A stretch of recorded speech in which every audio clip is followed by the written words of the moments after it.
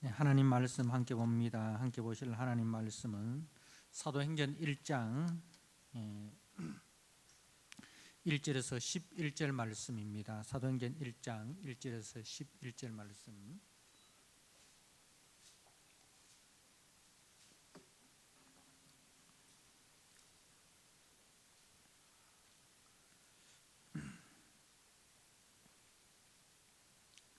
주신 말씀을 우리 한 절씩 교독하도록 하겠습니다. 1절에서 11절 함께 교독합니다. 데오빌로여, 내가 먼저 쓴 글에는 무릇 예수께서 행하시며 가르치시기를 시작하심부터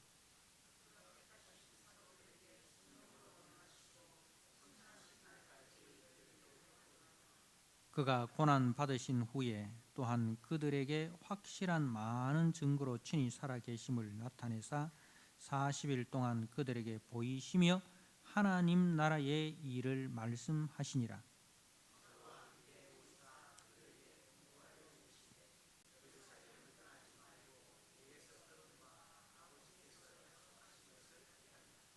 요한은 물로 세례를 베풀었으나 너희는 몇 날이 못되어 성령으로 세례를 받으리라 하셨느니라.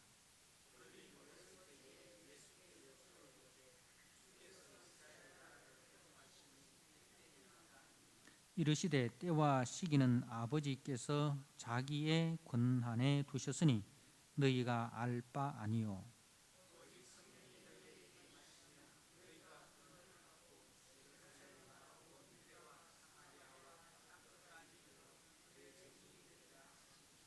이 말씀을 마치시고 그들이 보는데 올려져 가시니 구름이 그를 가리어 보이지 않게 하더라.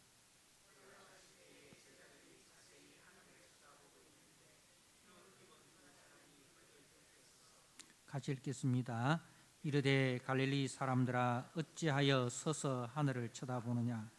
너희 가운데서 하늘로 올려지신 이 예수는 하늘로 가심을 본 그대로 오시리라 하였느니라. 아멘. 예, 오늘 사도행전 이제 우리가 5월 달부터는 사도행전 말씀을 묵상하게 됩니다. 우리가 4월 달까지는 신명기 말씀을 묵상하였고, 오늘부터 사도행전 말씀을 묵상하게 되는데, 이제 이 사도행전은 이제 누가복음의 후편입니다. 그러니까 누가복음과 사도행전을 이렇게 기록을 하였는데, 누가복음 1장 1절 말씀을 우리가 한번 보도록 하겠습니다. 누가복음 1장 1절에 우리 중에 이루어진 사실에 대하여, 우리 중에 이루어진 사실에 대하여 처음부터 목격자와 말씀에 일꾼된 자들이 전하여 준 그대로 내력을 저술하려고 붓을 든 사람이 많은지라. 그 모든 일을 근원부터 자세히 미루어 살핀 나도 데오빌로 각하에게 차례대로 써 보내는 것이 좋은 줄 알았노니, 이는 각하가 알고 있는 바를 더 확실하게 하려 함이로라. 그렇게 이제 누가복음이 시작이 되고, 그리고 이제 사도행전은 데오빌러여, 내가 먼저 쓴 글에는 물은 예수께서 행하시며 가르치시기를 시작하심부터 그가 택하신 사도들에게 성령으로 명하시고 승천하신 날까지의 일을 기록하였노라. 이렇게 누가복음의 내용을 이제 요약을 하고 있습니다. 그러니까 수신자인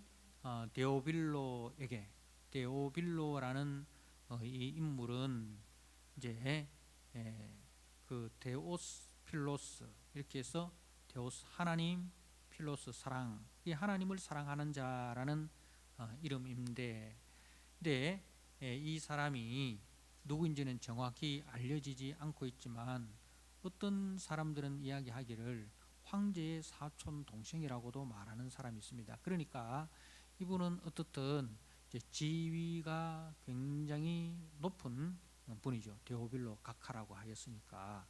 근데 누가복음에서는 데오빌로 각하라 그렇게 하였다가 이제 사도행전에 와서는 데오빌로여라고 이렇게 각하라는 존칭이 빠져 있습니다. 그래서 이 부분에 대해서 이제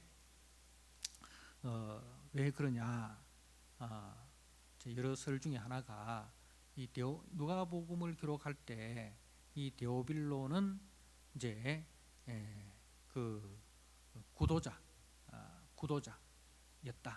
복음을 듣기를 원하고 복음을 알기를 원하는 구도자 신분이었는데, 누가복음을 통해서 이제 예수가 누구신 줄 알고 그리고 그 예수가 행하신 구원의 사역을 믿음으로 이제 신자가 되었다는 거죠. 그래서 이제 그 신자가 된 데오빌로 각하에게 이제는 각하라는 존칭을 빼고 데오빌로여라고 이렇게 부르는 것을 우리가 보는데, 그 이유는 이제는 그리스도 안에서 세상적인 지위와 세상적인 가치를 다 내려놓았다는 뜻이라는 거죠.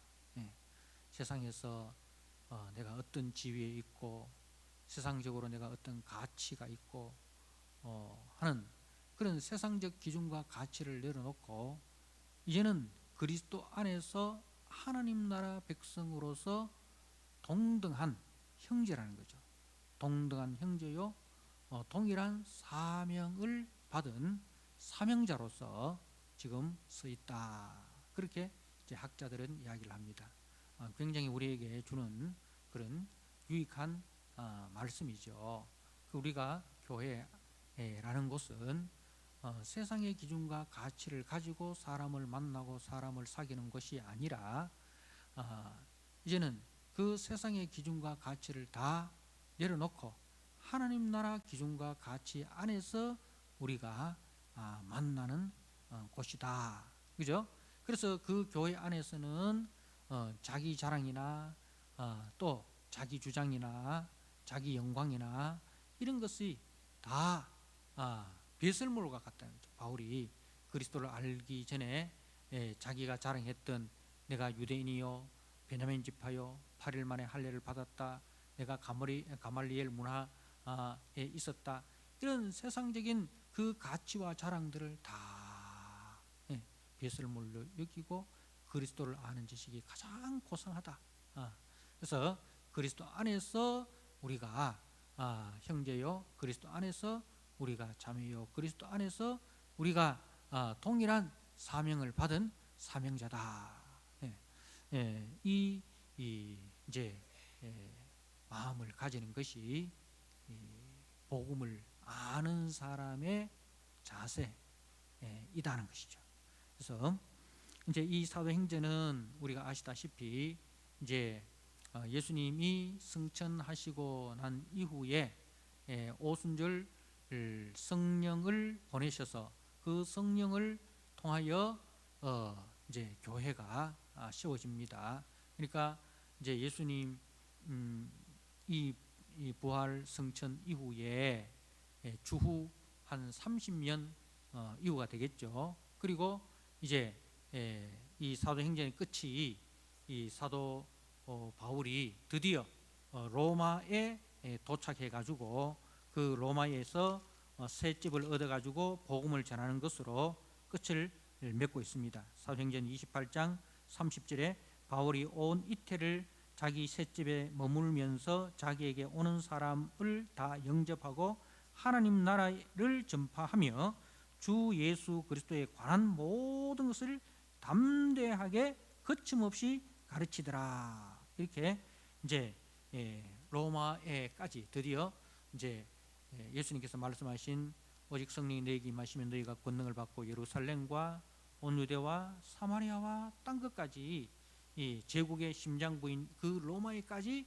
복음이 전파되는, 그래서 이제 주 30년에서 바울이 순교하기 전, 이 순교를 보통 이제 네로 황제의 그 핍박 때로 봅니다. 그러니까 한 30년간의 역사, 교회의 역사를 기록한 이제 신약의 유일한 역사서다, 그렇게 이야기를 합니다. 그러니까 구약에는 많은 역사서들이 있습니다, 그죠? 구약에는 우리가 사무엘상, 사무엘하, 열왕기상, 역대기하까지 이르기까지 이제 그 역사서가 있는데, 신약에는 유일하게 이제 이 사도행전이 역사서로 이렇게 존재를 하고 있습니다. 자, 그래서 이제 이 누가가 누가복음의 내용을 이렇게 데오빌로에게 요약을 하고, 그리고 이제 오늘 그 3절에 그가 고난 받으신 후에 또한 제자들에게 그들에게 확실한 많은 증거로 친히 살아계심을 나타내사. 자, 예수님께서 자신의 부활을 어떻게 나타내셨습니까? 한 기록에 보면 예수님이 한 10번 정도 그 사람들에게 자신의 부활을 나타내셨는데, 근데 그 예수님의 부활을 예수님은 어떻게 나타내셨습니까? 이제 확실한 많은 증거로, 많은 증거, 뭐냐면은 말씀이죠, 말씀. 그래서 예수님께서 부활하셨다, 예수님의 부활을 친히 자신의 그 못 박힌 손과 찔리신 그 옆구리를 통해서 증거하신 것이 아니라, 그거는 도마에게, 그죠? 도마에게 도마야, 네가 내 손의 못자국과 허리의 창자국을 만져보고 믿는 자가 되라.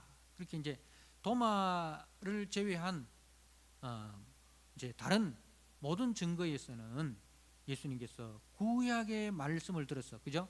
선지자의 글과 모세의 시편에 기록된 말씀을 가지고 예수님의 부활하심을 증거하셨습니다. 그래서 이제 40일 동안 그들에게 보이시며 하나님 나라 일을 말씀하시니라. 그러니까 예수님께서 6월절에 그 잡히셔서 6월절 전날에, 그죠? 금요일 날 이제 그 목요일 날 저녁이죠. 목요일 날 저녁에 잡히시고 금요일 날 십자가에 못 박히시고 금, 토, 주일 3일 만에 이제 부활하십니다. 그러니까 토요일이 그 6월절이죠. 토요일 6월절이죠.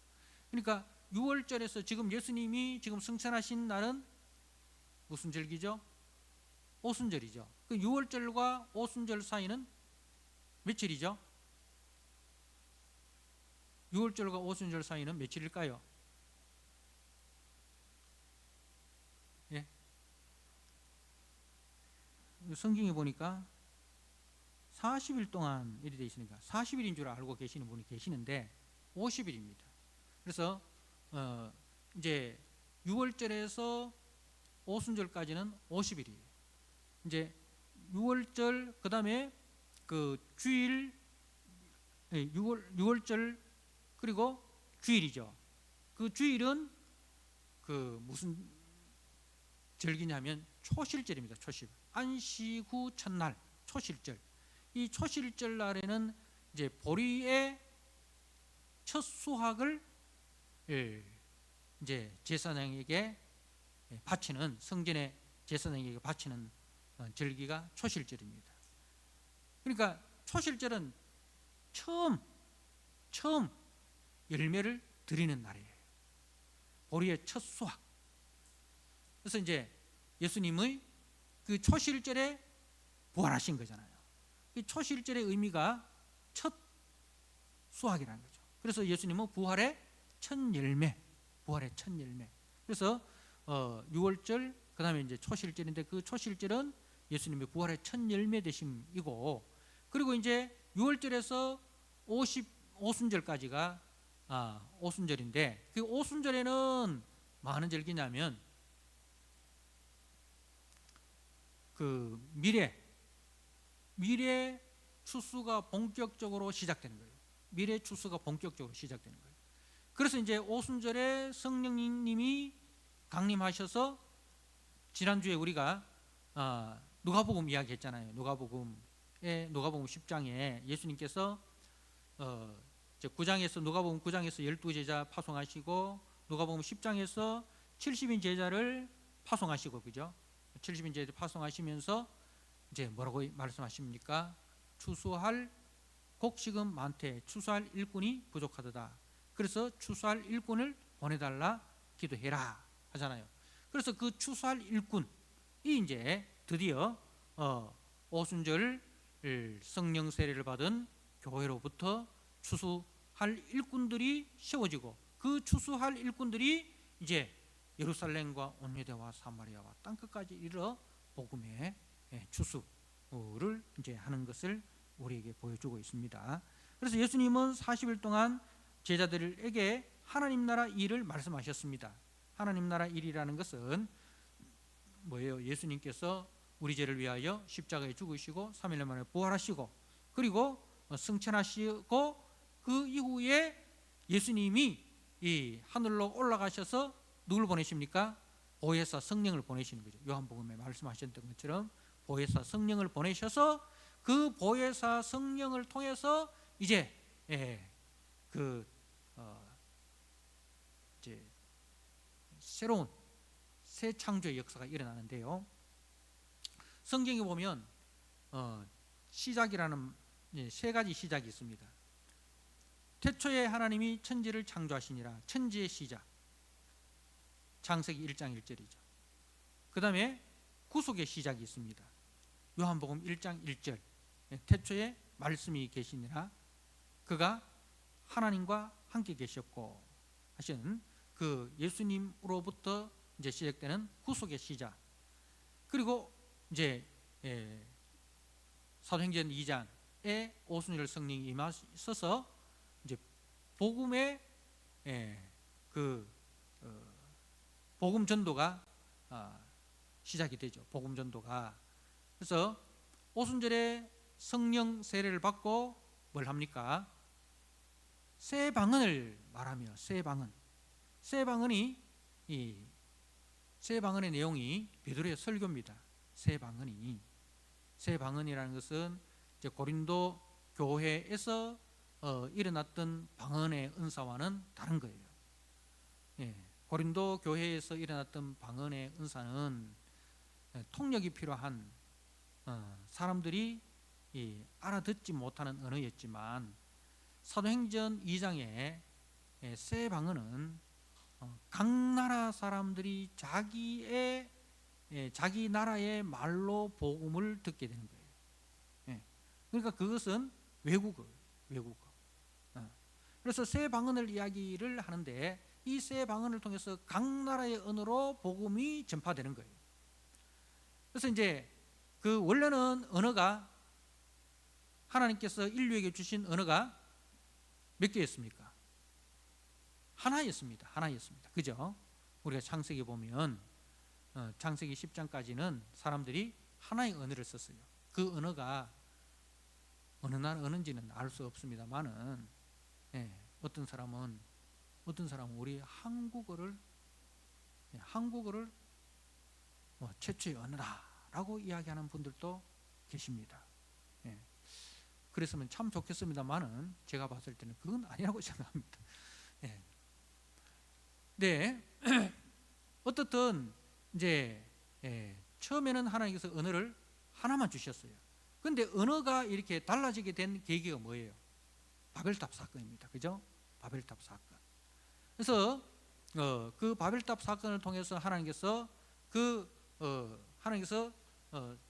이제 각 나라, 세계 곳곳으로 흩어져서 이 하나님의 그 창조의 사역을 하는 그것이 이제 문화명령이라고 하는데, 근데 이제 사람들이 언어가 하나가 되니까 흩어짐을 면하자 하면서 바벨탑을 쌓아가지고 그것을 기준으로 해서 모이는 거예요. 그래서 하나님께서 언어를 혼잡게 해가지고 흩어버리는 거죠. 이 말이 안 통하니까 말 통하는 사람들끼리 이제 모이게 되고 흩어지게 되는 거죠.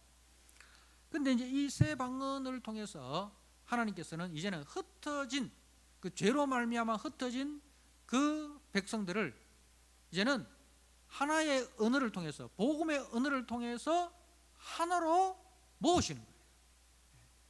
그게 이제 새 방언입니다. 전도라는 것은 뭐예요? 전도라는 것은 이제 각자가 자기의 기준과 자기의 가치가 있지 않습니까? 그죠? 세상 사람들이 다 이제 자기 중심입니다. 그리고 그 자기가 모이면 또 뭐가 됩니까? 자기 가정이 되죠. 가정 중심이죠. 또 그 가정이 모이면 뭐가 됩니까? 나라가 됩니다. 그죠? 자기 나라 중심입니다.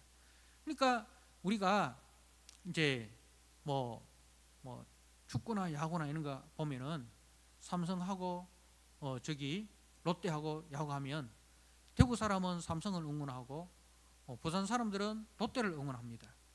그러다가 국제대회가 열립니다.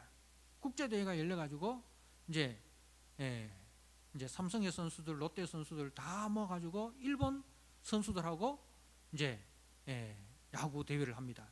그러면은 이제 우리는 삼성을 응원하고 롯데를 응원하는 게 아니라 누구를 응원합니까? 대한민국을 응원합니다. 그죠? 대한민국을 응원합니다. 그런 것처럼 이제 사람들은 그 자기 중심이라는 것 속에는 어디까지 다 포함되느냐 하면은 민족성까지. 근데 이 복음이 선포되면서 인간이 만든 그 인간의 죄성이 만든 자기 중심, 민족성, 그 자기 중심, 민족 중심, 나라 중심, 가정 중심, 뭐 자기 지연, 학연, 혈통 이런 것들이 다 무너지게 됩니다. 그것을 다 떠나서 뭐 우리가 인종, 그죠? 그런 그 인간이 만든 그 모든 그 차별들 그들이 다 무너지고 이제는 새로운 가치, 하나님 나라라는 새로운 가치와 기준 안에서 우리가 만나게 되는 거예요. 그래서 이제 거기서는 자기 중심이 아니라 철저하게 하나님 중심이 되고 이웃 중심이 됩니다. 그래서 사도행전에 오순절 성령을 받고 사람들이 자기의 소유를 자기 것이라 하지 아니하고 이제 필요에 따라서 교회의 필요에 따라서 나눠주는 것을 하잖아요. 이제는 사람이 물질에 매여 있었습니다. 그죠? 물질의 종로로 다 있습니다. 그런데 이제는 물질이 주인이 아니라 하나님이 주인이 되어서 그 물질을 하나님이 쓰시고자 하시는 곳에 흘러보내는 그 청지기 사역을 감당하는 것을 이제 보여주게 되는 거죠. 그게 이제 교회라는 것이죠. 교회는 자기 중심이 아니라 철저하게 예수 중심인 거예요. 그래서 교회 속에서는 자기 주장, 자기 영광을 십자가에 못 박고 철저하게 하나님 중심, 하나님의 영광을 드러내는 것이 교회다 이거죠. 우리가 신앙생활을 한다는 것은 자기를 확장시키는 것이 아니라 자기를 내려놓고 그리스도를 확장하는 것이 신앙생활이라는 거죠. 야, 그분 참 신앙이 참 좋으신 분이다. 는 그런 이제 이야기를 할 때 신앙이 좋다라는 것은 뭐예요? 어떤 일이 있더라도 자기 주장하지 않습니다. 자기 영광을 드러내지 않습니다. 철저하게 이웃을 드러내고 그리스도를 드러내고 교회를 드러내는 그게 이제 신앙이 좋다는 거죠. 그래서 그 사람은 이제 교회 안에서도 항상 자기를 부인하고 자기 십자가 지고 자기가 해야 될 자기가 있어야 할 자리에 있고 자기가 해야 될 일만 하고 그리고 나는 무익한 종입니다. 주님이 하셨습니다. 이게 이제 믿음의 사람이고 신앙이 좋은 사람입니다. 그래서 이제 이게 하나님 나라 이 일을 하는 사람들이죠. 예수님께서 하나님 나라 일을 하셨는데 우리도 하나님 나라 일을 한다는 것은 예수님처럼 자기를 십자가에 못 박고 하나님의 뜻을 이루는 것 이게 이제 하나님의 일이라는 거죠. 이게 하나님의 일이라는 거죠. 자, 그리고 이제 주님께서 제자들에게 분부를 하시는데 예루살렘을 떠나지 말고 내게서 들은 바 아버지께서 약속하신 것을 기다리라. 이제 성령이 어디에 임하느냐? 성령이 예루살렘에 임하는 거죠. 그래서 예루살렘을 떠나지 말고 아버지께서 약속하신 것 이제 아버지께서 약속하신 것이 두 가지입니다. 구약에서 두 가지 약속인데, 첫째로 메시아를 보내시겠다, 그죠? 그리고 두 번째로는 성령을 보내시겠다는 것이 아버지께서 약속하신 것인데, 이제 예수님께서 초림하시고 예수님께서 십자가 부활하시고 승천하셔서 이제 마지막 남은 약속이 뭐냐면 성령을 보내주시겠다는 이 약속이 남은 거죠. 그래서 이 약속하신 것을 기다리라. 요한은 물로 세례를 베풀었으나 너희는 몇 날이 못 되어 성령으로 세례를 받으리라. 성령으로 세례를 받으리라. 세례라는 것은 다시 말씀드리지만은 죽고, 우리의 옛사람이 죽고 그리스도 안에서 새 사람으로 우리가 살아가는 것. 그걸 누가 하느냐? 성령이 하신다는 거죠. 성령이 오셔서 우리의 죄를 오늘 매일성경 본문인데요, 2장 28절에 보면 베드로가 이르되 너희가 회개하여 각각 예수의 이름으로 세례를 받고 죄 사함을 받으라. 그리하면 성령을 선물로 받으리니. 자, 이제 성령을 선물로 받으니 성령 세례라는 것은 이게 회개하고 세례 받고 죄 사함 받고 성령 선물 받고, 이걸 이제 논리적인 순서지만 시간적인 순서는 아니에요. 이건 다 하나예요. 그러니까 우리가 세례를 받고 회개하고 세례 받고 죄 사함 받고 성령 선물을 받고, 이거는 한순간에 일어나는 사건입니다.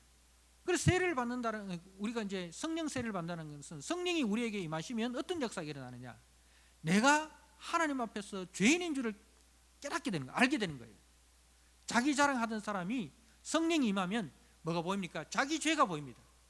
자기가 하나님 앞에서 죽어야 할 죄인인 줄로 깨달아지는 거예요. 그래서 그 하나님 앞에 회개가 일어납니다. 그래서 베드로의 설교를 듣고 사람이 뭐라고? 우리가 어찌할꼬, 이미 이 사람들은 성령을 선물로 받은 사람, 어찌할꼬 이렇게 이제 자기가 죄인인 줄 알고 그 자기 죄를 깨닫는 사람은 이미 성령이 임한 사람이에요. 성령이 임했다는 것은 새 생명이 임했다는 거예요. 여러분, 죽은 사람은 꼬집으면 반응을 합니까? 안 합니까? 죽은 사람은. 우리가 어떤 큰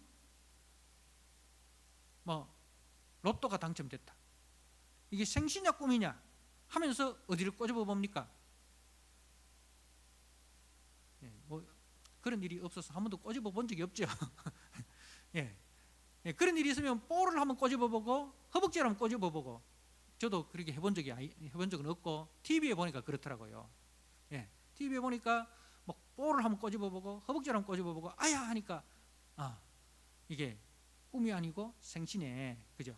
그래서 이제 그 죽은 사람은 아무리 꼬집어도 반응이 없습니다. 근데 어찌할꼬, 이 말은 뭡니까? 이 영이 지금 뭡니까? 깨어난 거예요. 에스골 골짜기에 그 마른 뼈와 같은 그 존재에 이제 성령의 바람이 부니까 이제 자기가 마른 뼈라는 것이 깨달아지는 거예요. 하나님 앞에서 이 죄인이라는 깨달아진 거예요. 어찌할꼬? 그래서 이제 너희가 회개하여 각각 예수의 이름으로 세례를 받고, 이게 성령 세례. 예수의 이름 앞에 내가 죄인이고 예수의 이름 외에는 소망이 없다는 것을 이제 깨닫고, 그리고 이제 예수의 이름을 위해서 내가 사는 것, 이게 이제 그 예수의 이름으로 세례를 받는 거예요. 그게 이제 죄 사함을 받은 자의 삶의 모습이고 성령을 선물로 받은 자의 삶의 모습이라는 겁니다. 그래서 이제 성령을 세례를 받은 사람들이 이제 어떻게 해야 됩니까? 42절에 그들이 사도의 가르침을 받아, 성령 세례 받은 사람은 어디는 말씀을 사모합니다. 그래서 보혜사 성령이 오시면 너희를 어디로 인도하신다? 진리의 영이신 진리의 말씀 가운데로 너희를 인도한다. 그리스도의 말씀을 깨닫게 하고 그리스도의 말씀을 기억나게 한다. 그래서 이제 성령을 받은 사람은 하나님의 말씀을 사모하게 되고 그 말씀이 송이꿀보다 더 달게 되는 거죠. 말씀을 받아서, 그리고 말씀으로 서로 교제를 하는 거죠. 말씀으로 서로 교제하는 거예요. 어떻게 하면 우리가 이 말씀을 이룰까? 어떻게 하면 이 말씀대로 우리가 살아갈까? 그것이 성령 받은 사람들이 모여서 하는 의논입니다. 예. 성령 받은 사람들이 모여서 하는 의논이 바로 그거예요. 어떻게 하면 우리를 통해서, 어떻게 하면 나와 너를 통해서 하나님의 말씀이 이루어질까? 하나님의 뜻이 이루어질까? 하나님의 뜻을 이루기 위해서 우리가 뭐 어떻게 해야 될까? 그것이 이제 성령 받은 사람들이 모여서 나누는 이야기예요. 그래서 이제 그 성령으로 세례를 받으리라 하십니다. 자, 그리고 이제 6절에 그들이 모였을 때 예수께 여쭈어 이르되 주께서 이스라엘 나라를 회복하심이 이때니까. 근데 지금 제자들의 관심은 어디 있습니까? 아직까지도 이 이스라엘에 관심이 있는 거죠. 아직까지도 그들의 현실은 무엇입니까? 이스라엘이 로마의 식민지하에 자기들이 로마의 참 노예로 살고 있다 이 말입니다. 열심히 일을 해도 돈을 벌어도 그 돈을 전부 다 누구에게 바쳐야 됩니까? 로마에 갖다 바쳐야 되는 거예요. 언론의 자유도 없고 자유가 없습니다. 뭐 그수 이전의 자유도 없습니다. 그러니까 모든 것이 다 로마의 허락을 받아야 되는 그런 상황이 되니까 이제 꿈에도 소원은 이스라엘의 회복입니다. 이스라엘을 회복하심이 이때니까. 근데 예수님이 때와 시기는 아버지께서 자기 권한에 두셨으니 너희가 알 바 아니요 오직 성령이 너희에게 마시면 너희가 권능을 받고 예루살렘과 온 유대와 사마리아 땅끝까지 이르러 내 증인이 되리라. 그렇게 말씀을 하시는데, 그러니까 사람들의 관심은 어쩌든지 내가 꿈꾸고 내가 소망하는 것이 이루어지는 건데, 근데 성령을 받으면 이제 가치가 다르고 목적이 달라집니다. 이스라엘의 회복이 목적이 아니라 하나님 나라가 나를 통해서 이 땅에 이루어지는 겁니다. 하나님 나라는 이제 그 인종, 혈통, 그리고 민족성 이런 것을 다 깨뜨려 버리고 하나님 안에서 하나님이 주인되고 하나님의 말씀이 이 말씀대로 통치가 되어지고, 그것이 이제 하나님의 역사입니다. 그것이 교회가 꿈꾸는 세계입니다. 그래서 예수님은 우리의 소원을 이루어 주신 분이 아니라 예수님은 아버지의 소원을 이루기 위해서 이 땅에 오셨습니다. 그래서 우리가 성령을 받으면 우리의 소원을 이루기 위해서 기도하는 것이 아니라 아버지의 소원을 이루기 위해서 기도해야 됩니다. 왜냐? 예수님이 그러셨거든요. 나의 원대로 마옵시고 아버지의 원대로 하옵소서. 아버지의 소원을 이루기 위해서 예수님이 오셨고, 그리고 이제 교회는 교회의 머리는 그리스도십니다. 우리는 그리스도의 몸입니다. 그렇기 때문에 우리는 우리의 소원을 이루기 위해서 존재하는 사람이 아니라 아버지의 소원을 이루기 위해서 존재하는 거예요. 그리고 이 말씀을 마치시고 그들이 보는데 올려져 가시니 구름이 그를 가리어 보이지 않게 하더라. 올라가실 때에 제자들이 자세히 하늘을 쳐다보고 있는데 흰옷 입은 두 사람이 그들 곁에 서서 이르되 갈릴리 사람들아 어찌하여 서서 하늘을 쳐다보느냐. 너희 가운데서 하늘로 올려주신 이 예수는 하늘로 가심을 본 그대로 오시리라 하였느니라. 자, 이제 교회는 교회의 그 삶에 대해서 이야기합니다. 교회는 어떻게 살아야 되느냐, 성도는 어떻게 살아야 되느냐. 하늘만 쳐다보면 안 된다 이 말입니다. 언제 주님 오실까? 이것만 생각하고 뭐 옛날에 우리 일제시대 때 그런 찬송 많이 불렀습니다. 우리 순교자들은 구름만 이뤄도 그죠? 주님 오실까? 주님 고대가. 물론 우리가 내세의 소망을 우리가 학수고대해야 되지만, 그러나 내세의 소망만이 우리의 소망이 아닙니다. 하늘만 쳐다보고 있어서는 안 됩니다. 그래서 우리가 기도는 한두 번씩 가야 되지 기도원에서 살아서는 안 됩니다. 산 위에 예수님께서 변화산에 올라갔을 때 제자 베드로가 여기 초막셋을 짓고, 그죠? 여기 초막셋을 짓고 여기서 살자는 거죠. 저 푸른 초원 위에 구름 같은 집을 짓고 거기서 근심 걱정 없이 살자. 근데 주님은 아니다, 내려가라 이거죠. 제자들 데리고 내려왔잖아요. 내려가니까 무슨 일이 있습니까? 아직도 해야 될 일이 있습니다. 제자들이 귀신 들린 아이를 데려온 그 부모 앞에 그야말로 참 수치를 당하고 있지 않습니까? 자기들이 이런 방법 저런 방법 다 해도 귀신이 쫓겨나지 않습니다. 그러니까 우리는 하늘만 쳐다보고 있어서는 안 됩니다. 하늘만 쳐다보고 있어서는 안 됩니다. 갈릴리 사람들이 어찌하여 서서 하늘을 쳐다보느냐. 너희 가운데 하늘로 올려주신 이 예수는 하늘로 가심을 본 그대로 오시리라. 그러니까 주님 오실 줄을 우리가 믿고 뭘 해야 되느냐? 권능을 받고 증인의 삶을 살아야 되는 거죠. 권능이라는 것은 뭡니까? 권능이라는 것은 우리가 생각하는 것처럼 손만 얹으면 병이 나고, 그죠?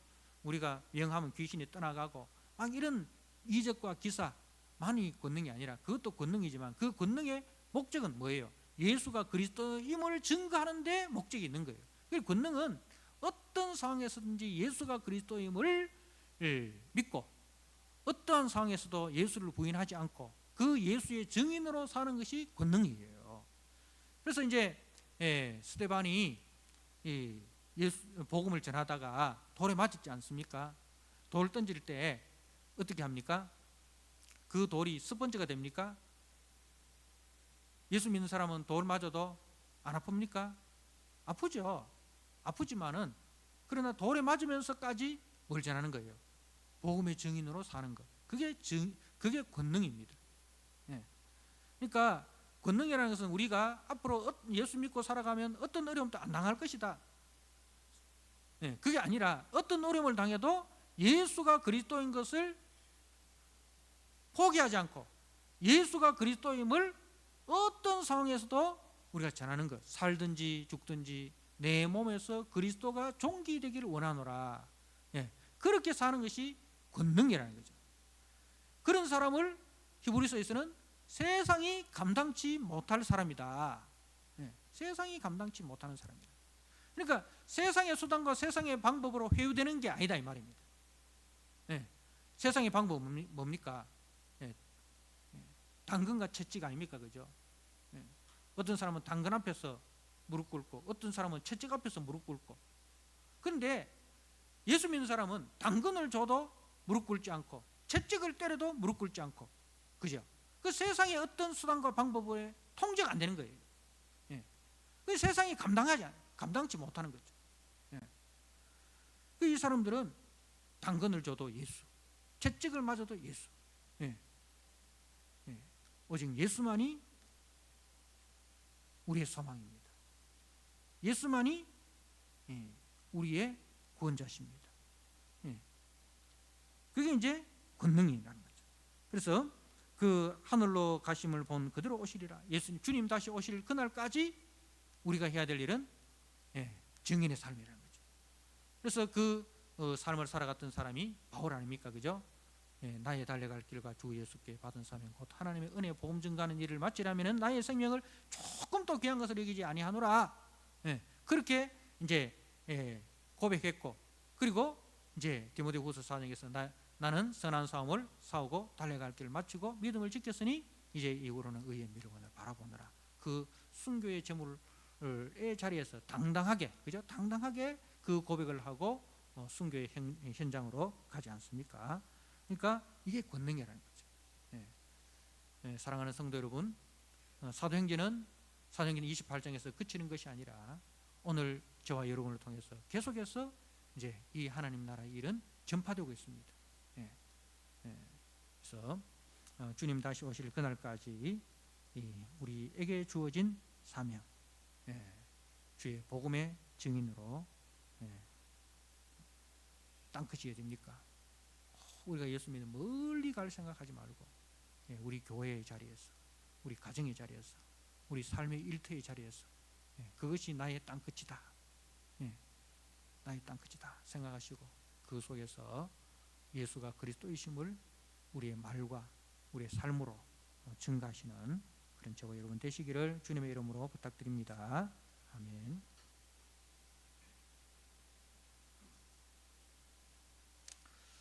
아버지 하나님, 주님께서 우리 죄를 위하여 십자가에 죽으시고 3일 만에 부활하시고 그리고 40일 동안 제자들과 함께 계시면서 하나님 나라 일을 말씀하시고 그리고 이제 승천하셔서 오순절 날에 성령을 우리에게 보내주셨습니다. 성령이 오셔서 우리를 진리 되신 예수 그리스도를 알게 하시고 그리스도의 말씀으로 우리를 인도하여 주셔서 우리가 죄인인 줄 알고 오직 죄에서 구원함을 받고 하나님의 자녀가 되고 하나님 나라 백성이 되는 유일한 길은 예수 믿는 길밖에 없다는 것을 깨닫게 해주셔서 아버지, 이제는 그 예수의 증인으로 우리를 세워주심을 감사합니다. 오늘 여기에 모인 우리 모든 성도들에게 주님 은혜를 베풀어 주셔서 우리에게 성령의 충만함을 허락하여 주심으로 우리가 예수가 그리스도이심을 우리의 말과 우리의 삶으로 증가하여 주님 다시 오실 그날까지 증인의 삶을 잘 살다가 주님 다시 오실 그날에 영광 가운데 주님을 영접하고 맞이하는 우리 성도들이 되도록 주님 축복하여 주옵소서. 우리 교회와 우리 성도들이 이 사명을 끝까지 잘 감당할 수 있도록 주여 은혜를 부어 주시옵소서. 예수님께 하신 이름으로 감사하며 기도드리옵나이다. 아멘.